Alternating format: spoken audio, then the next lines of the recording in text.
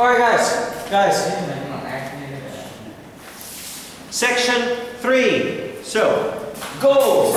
So, chapter 1. Alright, please quiet. Section 3. Goals. Financial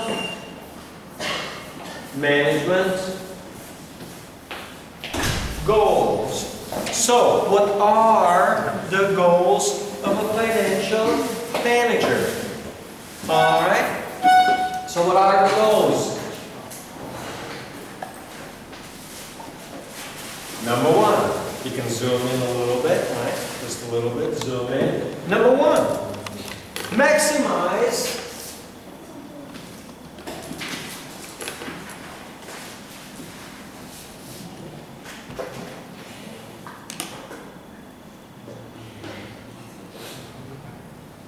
shareholder wealth. Basically, the requirement. Hey guys, okay? Class began. We got about 15 more minutes and we're going to spend it well. Maximize shareholder wealth. This essentially means to make the shareholders as rich as possible. To make the maximum amount of money for shareholders. Making money in business is called profit. So, one way to think about is to say maximum profit. A second way to think about it, and they're almost always the same, but not exactly. Maximum stock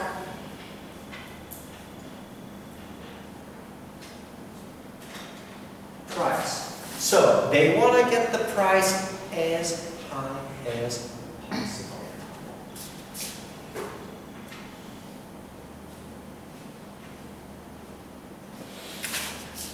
It's the same thing as the stock price is to give shareholders maximum return.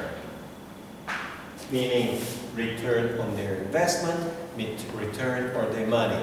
In other words, you want to get as much as you can. And there's a little thing within a limited risk. You can always take more risk hoping for more returns or for more profits. But the trick is to manage the balance between profit, meaning return, and risk. Let's see what else we got.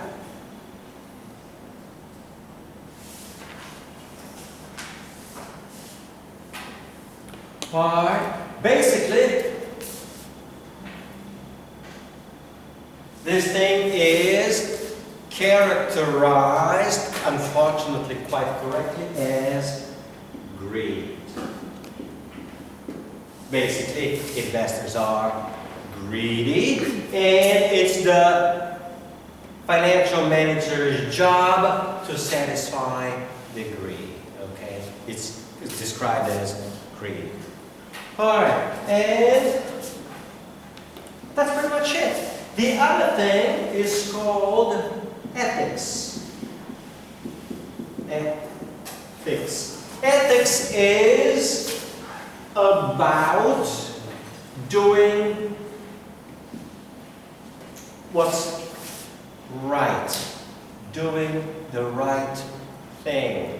Doing things which are moral, not hurting other people again. In other words, you want to make as much profit as you can, but if you're running some kind of a mining operation, you don't want to destroy the environment. You don't want to pollute the air. You don't want to pollute, we call it poison, the water so people can get very sick, doing the right thing for a pharmaceutical companies before they got a particular vaccine or medicine, they should test it. They should make that the vaccine, the medicine is safe. It's not going to hurt people. But if you want to maximize profit, the maximum amount of profit requires that as soon as you got a pill, you got to sell it as quickly to as many people as possible, even if half of them will later die. And many of them do. So, the tricky part within the goals is to maximize profits, but counterbalance it with doing the right thing. An example of, well, I don't have my little toy, is those little iPhones and Galaxies and all the mobile phones, which you like to keep close to your eyes or to your brain, is they emit waves, okay? It's called electromagnetic waves or electromagnetic field, which damages your brain, and it's well known to cause cancer. But it doesn't cause a cancer in a year or two. It takes between 10 and 20 years to cause serious brain damage. Because no one's going to be experimenting and testing and all the other stuff. And the telephone communication business is worth trillions, tens of trillions of dollars each year, okay? Trillions of dollars. So, they will not be able to test, and even if they know that it's dangerous, they will not tell you. Same thing about ethics is associated with the so-called GMO, genetically modified organism, or GMO foods like soy and corn and all the other stuff, which are well known to be toxic and poisonous. But profits are always first, even if it means that people get sick or that people die, or even if it means that it destroys the health and welfare of society. It's profits first and everything else is second, or everything else is not a consideration. So, good companies will try to have some ethics, but ethics are typically and usually ignored. Let's see. A lot of time associated with ethics is honesty. And they got what's known as financial scandals. Companies lie. Companies cheat. They cheat on their profits. They cheat on their financial statements so that they can boost the stock price. Companies always misrepresent their financial position and prospects, making things look better than they really are, just like politicians. Politician's job is to lie and say that things are better than they are, and they're always better because he was good enough to make them better, even if they're not better, even things are worse. For example, the last 8 years, overall incomes of American jobs, profits, everything, the economy has been going down, down, and down, but Obama keeps saying that he made the economy better, that it improved better, and all the other things. Again, financial scandals are associated with corporate management, lying, cheating, manipulating things, making things look better so that they can benefit and profit themselves as well as their stockholders. Okay? So government is basically introducing various laws and other stuff, hoping to, in other words, all of this is known under the general category of fraud. And in financial management will be financial fraud, also known in general as accounting fraud. Ethics in business is usually not a consideration. They try to tell us all that it's important, that people should do that. Again, if you're running a company, you should try to do the right things. You should try to keep the environment safe. You should try to keep the customers safe. You should try to do what's right and what's best for the society in general, not just the stockholders. And finally, we got the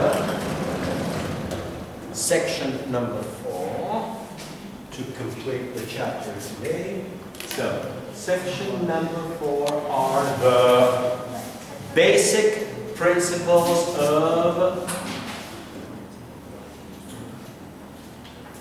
principles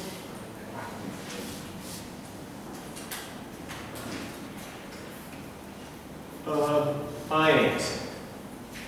So, what are the main principles? This is how you got it. This is the foundation of all finance. The whole field of finance is based on the following 5 principles. This means it's a great question for the first quiz later on. Number 1.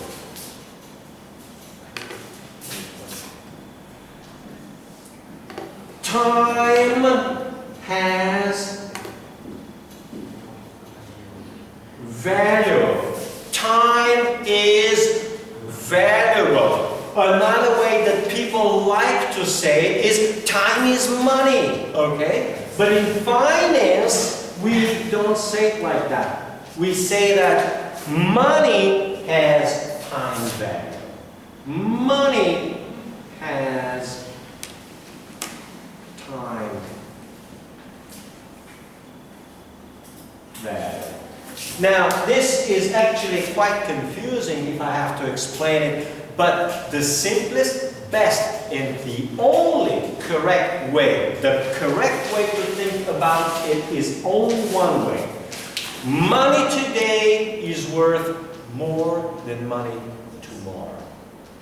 Money tomorrow is worth more than money in the future. Okay? So, if let's say T1 is T2, okay, the value of money in T1 will be better than the money in T2. Okay? So, $1,000 3 days from today is worth more than $1,000 7 days from today, or $1,000 100 days from today. That's the only correct.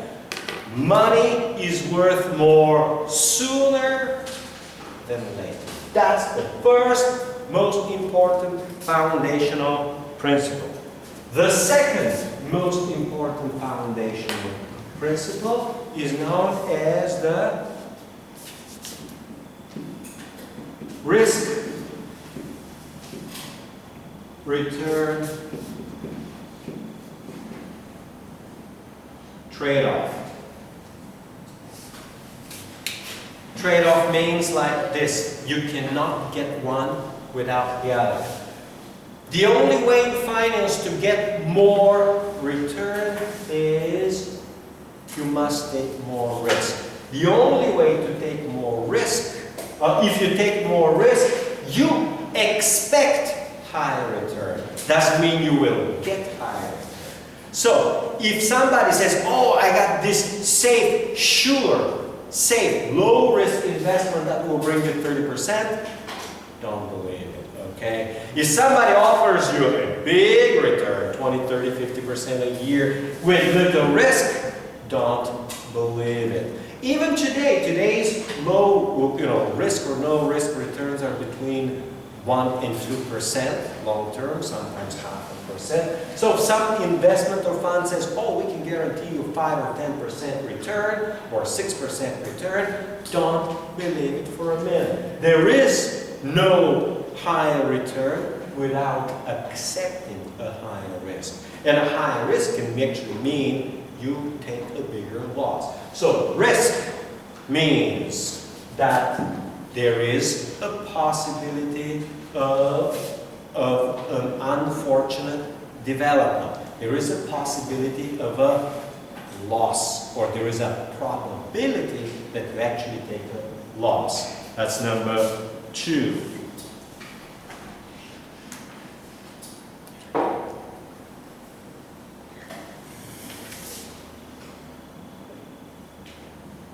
The third one is also actually obvious, but people forget it and people misunderstand it. The only source of financial value is cash flow.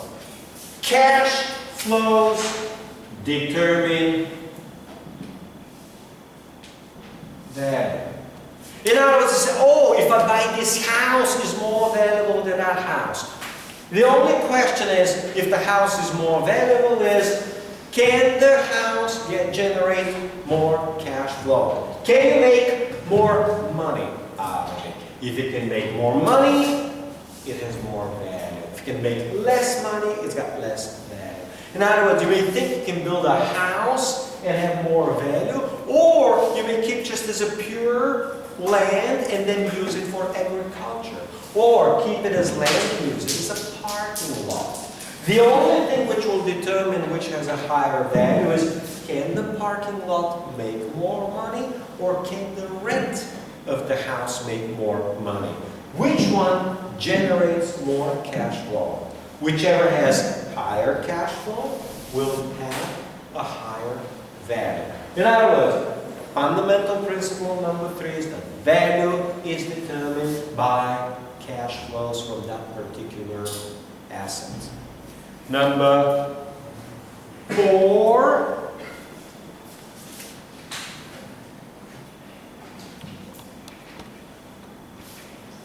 market prices.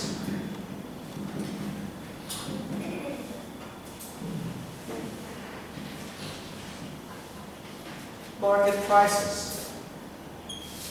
Whether market prices are for stocks or for bonds or for real estate. Sometimes they're right, sometimes they're wrong. Sometimes they're a little higher, sometimes they're a little lower. But in general, market prices, I can actually use this little thing over here and write it in red, is value. Market prices bring information.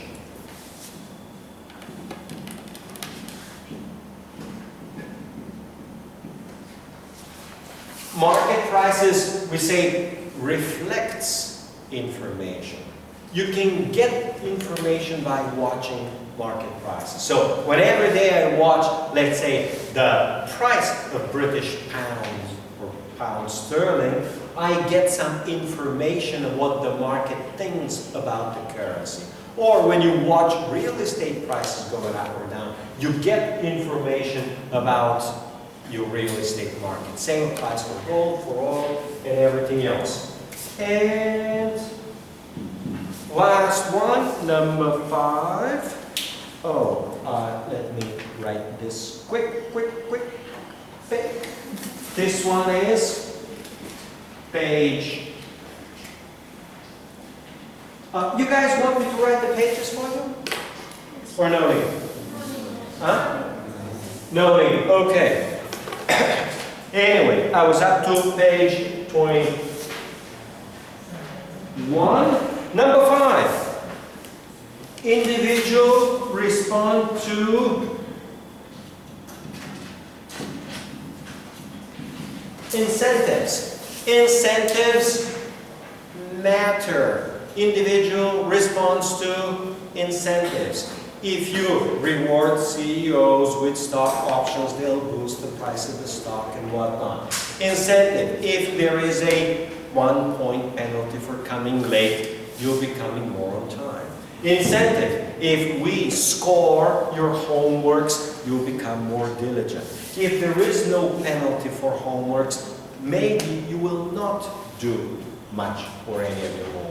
Okay? In general, whatever the incentive is, people, investors respond to incentives so that they can maximize their benefit and minimize the effort.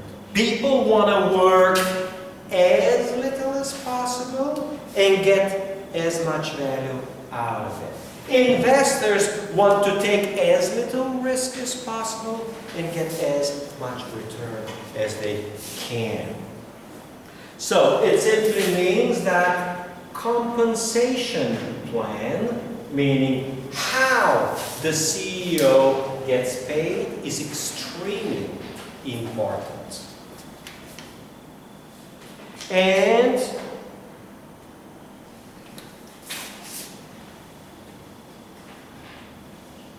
monitoring is important. If I check your homeworks, you're more likely to do a little bit. If I don't check your homeworks, you're not going to do much or anything. Meaning, you are more likely to do the correct and right work when you're monitored, and when you're not monitored, you're not likely to work as hard. In other words, monitoring is an important part of incentives. And it's time for lunch.